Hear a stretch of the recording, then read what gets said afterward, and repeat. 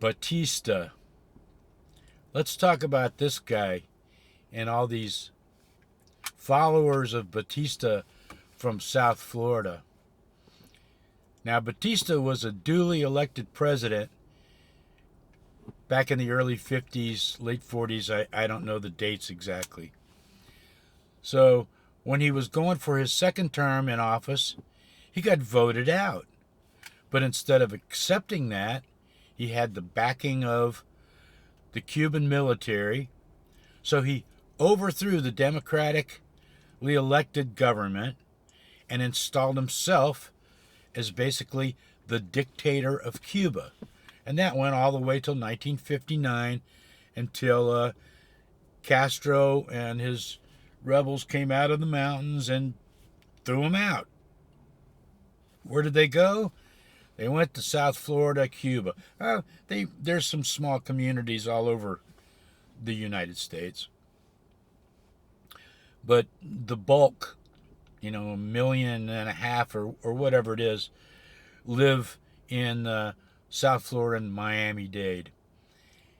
Now, I've known about, this history, because I'm old enough that we actually learned about it. It was painted a little bit different picture because they didn't tell you the part when I was in school that, Batista overthrew the democratically elected government because they did lean a little bit on the socialist side of life. They wanted to keep their own resources, et cetera, et cetera. So American businessmen did not like that. So American politicians who were bought by American businessmen aided in Batista overthrowing the democratically elected government of Cuba and opened the country up to huge corruption. They kicked all of the poor working people off their land for the most part, stole their land. Big, huge American sugar companies came in, and if they didn't come in, they influenced, local people. So that basically the land was all converted to sugar plantations, and the people were all turned into like, sharecroppers, slaves basically. So the people of Cuba got pissed and kicked him out. Now, the other thing that was going on is Havana. Havana was the gambling center. It was, the reason there was no Las Vegas at the time is because there was Havana. It was easy enough for anybody in the United States to go there. It was the hooker capital of the world. It was the gambling capital of the world.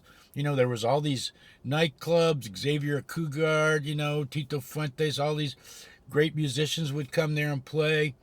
But it was also the abortion capital of the United States because it was illegal to have an abortion in the United States. Well, hell, everybody went to Cuba. They didn't care. If you had enough money, you just went to Cuba and, had them abort the fetus. It was just totally normal. So these people get kicked out because they were just corrupt, and went along with this fascist dictator and his program. So whatever, they end up in South Florida. Their sons and daughters and grandchildren, whatever, for some reason, still think, oh, communism bad. And I am not defending communism. I'm all for capitalism. My version of capitalism, though, is that there should be 1 million small businesses, not 5 gigantic, humongous businesses. So, anyway, they only have themselves to blame for what happened in Cuba because they allowed this con artist, grifter, killer, Batista, to take over their country. And of course the people that profited off of Batista, well, hell, they thought Batista was great. They were becoming wealthy. If not wealthy, they were, had hundreds of thousands of dollars or whatever. I'm sure there were some legitimate businesses in Havana that suffered because of the transition and all of that. And I'm not saying that all Cubans are fascist Batista lovers. I'm sure they're not. But there is a huge amount of them that are. And so the result of all this is now we're sitting here looking at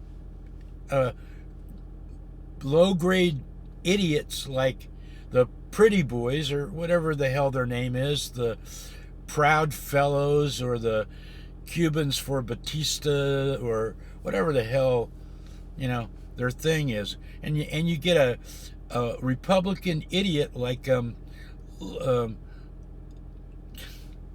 he's my senator, and I have a hard time even saying his name, so I'm not going to. I'm just going to wait for another video.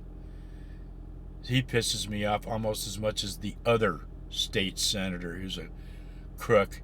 But no, none of them piss me off as much as DeSantis, who has the support of these Batista fascists that want to actually, I think, rob our country of democracy and let us have a fascist dictatorship, a la Hitler, Batista, Mussolini, something like that.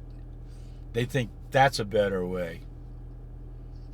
Well, that's all I got to say about the frickin' Batista fascists.